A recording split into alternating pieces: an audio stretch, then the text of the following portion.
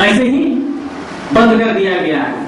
तो ये स्थिति है। इसीलिए आपको मैं यही बताना चाहता हूं साथियों, अगर सही मायने में जल जंगल के लिए अगर आप लड़ना चाहते हैं, उनके हक के लिए लड़ना चाहते हैं, आदिवासियों के अस्तित्व को रक्षा करने के लिए लड़ना चाहते हैं, मानवाधिकार की रक्षा करने के लिए लड़ना चाहते हैं, तो सबसे पहले जो स्टेट रिप्रेशन है इसके खिलाफ भी आपको बोलबम होकर के आगे आना होगा। आपके साथ भी ऐसे ही होगा। आप कानूनी दायरे में कर रहे हैं, लेकिन आज तो यहाँ तक पुलिस बोल रही है कि वकीलों का भी संगठन माओवादियों को खड़ा कर दिया। तो अगर आप लड़ेंगे माओवादियों का केस को लड़ेंगे तो आपके साथ भी ऐसे ही होगा। इसके लिए आपको भी सामना करने के लिए तैयार होना होगा। वकील नहीं लड़ेगा, कानूनी रूप से उनको मदद नहीं करेंगे, लड़ेंगे नहीं, क्योंकि भारत के एक नागरिक है और एक संविधान है, संवैधानिक अधिकार मिला हुआ है हर लोगों को। उनके लिए वो कर रहे हैं, वही का वकील कर रहे हैं, उनको भी आज नक्सली संगठन कहा जा रहा है। तो ऐसे स्थिति में आप क्या सोचेंगे? क्या आप तो उसके लिए अपना पैसा को छोड़ देंगे कि स्टेट के खिलाफ भी लड़ेंगे? निश्चित तौर पर स्टेट के खिलाफ आपको लड़ना होगा, संघर्ष करना होगा। आज ये शुरुआती पहल जो है, इस तरह का जो पहल है, इसमें मैं यही कहना चाहता हूँ, मेरी गिरफ्तारी के बाद से रिहाई तक जो लोग सामाजिक कार्यकर्ता और वकील लोग भी जो संघर्ष किए हैं, लड़े हैं, अपना कानूनी दांवपेच जो करना था इसके लिए वो किए, प्रयास किए। अपर्णा को बेल कराने के लिए, जेल से बाहर निकालने के लिए जो HRL वाला भी इसमें पहल की है, उनके द्वारा ही बेल फाइल हुआ, जिसके चलते आज बाहर आई है। तो ये बहुत ही एक अच्छा पहल है, अच्छा कदम है। मैं यही कहना चाहता हूँ, आपको बार बार स्टेट कहेगी कि नक्सलियों का समर्थक है, नक्सलियों का एक संगठन है, आपको बार बार कहेंगे, आपके साथ स्टेट रिप्रेशन होगा, दमन होगा, हर तरह से आपके साथ जुर्म होगा। आपको इस कठिन परिस्थिति में भी आपको लड़ना होगा, संघर्ष करना होगा। तब सही मायने में जल जंगल के लिए, जमीन के लिए जो लड़ रहे हैं उनको आप रक्षा कर सकते हैं, मानवाधिकार की रक्षा कर सकते हैं। अन्यथा ये सेमिनार और बोलने से ये रक्षा नहीं हो पाएगा। इसके लिए लंबी लड़ाई लड़नी होगी। मैं उम्मीद करता हूँ कि लंबी लड़ाई लड़ने के लिए आप युवा और जितने भी एडवोकेट हैं जो आप तैयार हैं और सोच रहे हैं, तो सोच को साकार रूप देने के लिए आप तैयार हैं। इन्हीं शब्दों के साथ आपके जवाब।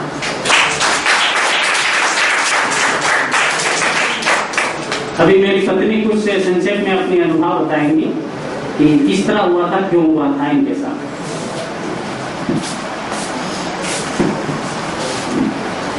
सभी HRLN कार्यक्रम में उपस्थित सभी साथियों को मेरे ओर से जोहार।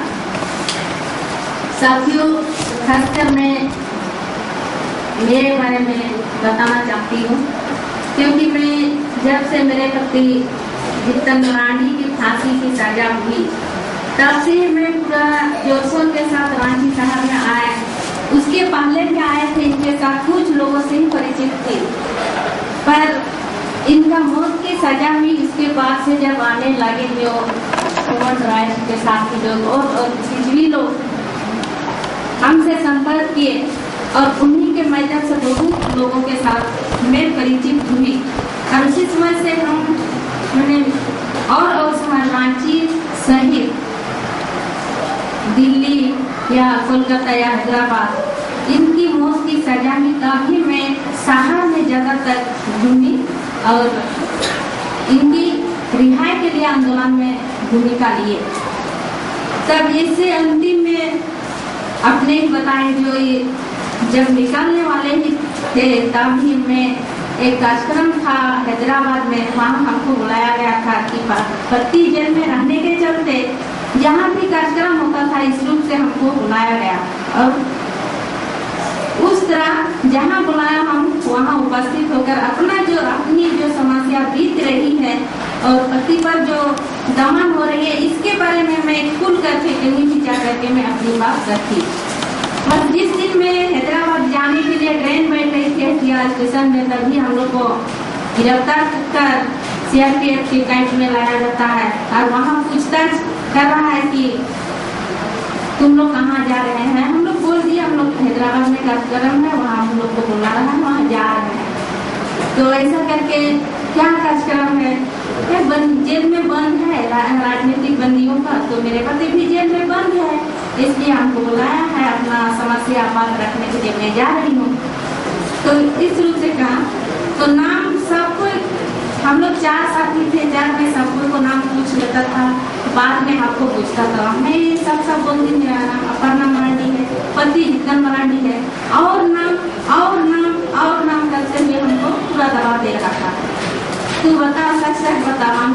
करते हैं वो तुम बता, तुम्हारे राहत होगा। तो हम बोले मेरा नाम एक ही नाम है अपर्णा मरांडी, इसके सिवाय कुछ नहीं है। अपर्णा मरांडी के अलावा जो वोटर आई डी कार्ड में जो गाँव स्तर में पहले ही सर्वे हुआ था, जिसके कारण अपर्णा देवी लिखा गया था वोटर आईडी कार्ड में, तो इसके आईडी कार्ड में देवी है, तो गाँव में हमको अपर्णा देवी बोलता है। लेकिन जो राजनीतिक रूप से हर जगह में हमको अपर्णा मरांडी करके जानता है सब लोग। तो इसी बात हम बोले तो नहीं और नाम है, तुम नहीं बता रही हो, तुम्हारा नाम संतोषिनी है, तुम दुमका से काब आई है, दुमका में तुम रहती है, दुमका से काब आई है। इस रूप से हमको दबा देते रहा, तुम संतोषिनी हो, नहीं बताती है। तो हम बोले नहीं है, मेरा नाम संतोषिनी है ही नहीं है, तो कैसे बोलेंगे ना। तो बोला साच सच बताओ, साच सही बताओ। तो इस रूप से हमको दबा देते रहा। और क्या घर में क्या काम करती है, किसान ही काम करते हैं। फिलहाल में जो जल संहिता का चुनाव हुआ है, तो जल संहिता में हम जुड़े हैं। इसके बाद जो 24 नवंबर को वीडियो वॉलंटियर का ट्रेनिंग हुआ है, उसमें हम काम करने के लिए ज्वाइन हुए हैं। तो कितना बार कैसे भेजे हो, एक बार भी नहीं भेजे हैं, सिर्फ ट्रेनिंग लिए हुए हैं, बस सिर्फ उतना ही बोले। वो आप भी पत्रकार बनने चाहती हो, तुम चलाकी बनती हो, इस रूप से हमको दबा दिया, सिर्फ इतना ही पूछताछ किया।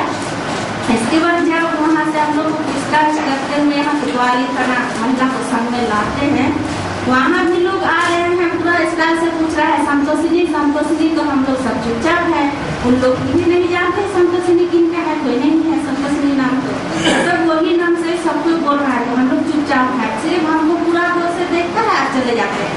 तो उस रूप से आया।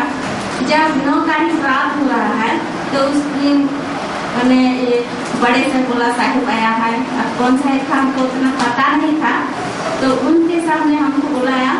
तो वहाँ देखे हम काटीकुंड लिखा हुआ है, उसमें संतोषिनी लिखा हुआ है, मंजली लिखा हुआ है, उसमें हमको साइन करवाना है और पूछताछ नहीं, सिर्फ उसी दिन पूछताछ किया। इसके बाद वहाँ जब सिग्नेचर करवा रहा था, हम बोले सर मेरा नाम संतोषिनी नहीं है, हम दुमका से गए हैं, हाँ काटीकुंड देखे हम कुछ भी नहीं है, मंजली भी मेरा नाम नहीं है, इसलिए हम सिग्नेचर नहीं करेंगे। ऐसे हम बोले नहीं करेंगे सिग्नेचर।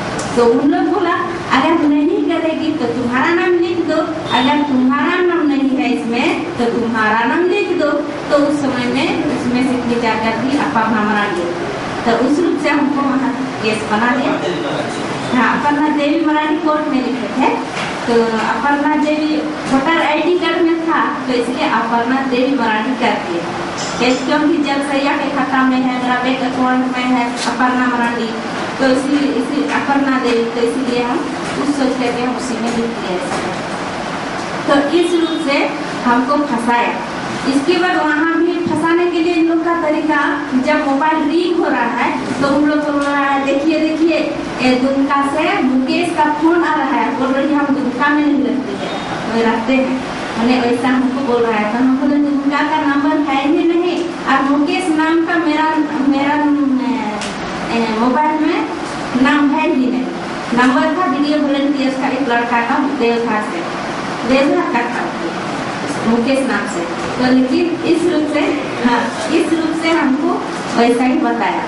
इसके बाद बोल रहा है हाँ तू हैदराबाद तो मुकेश के साथ नहीं गई थी, तो हम हैदराबाद गए ही नहीं है वैसे टीम के साथ या जगह संख्या लेकर के, सिर्फ हम गए हैं तो एक दिल्ली ही गए हैं, साथ में एक समुद्र गया था, इसके अलावा कोई नहीं।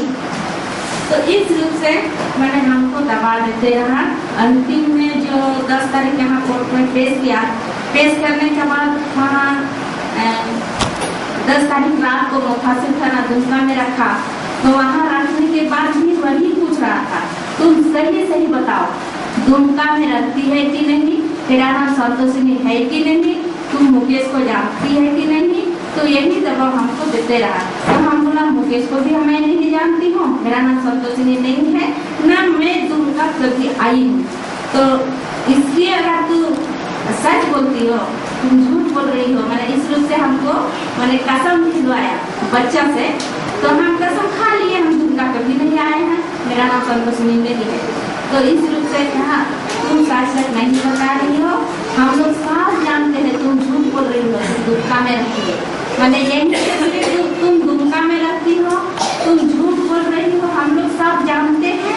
तो इसी तरह करके हमको उन लोग को ना अब तुम संतोषी के नाम से जेल जाएगी। तो आप लोग का मर्जी, आप लोग जेल भेजे तो जरूर जाएंगे।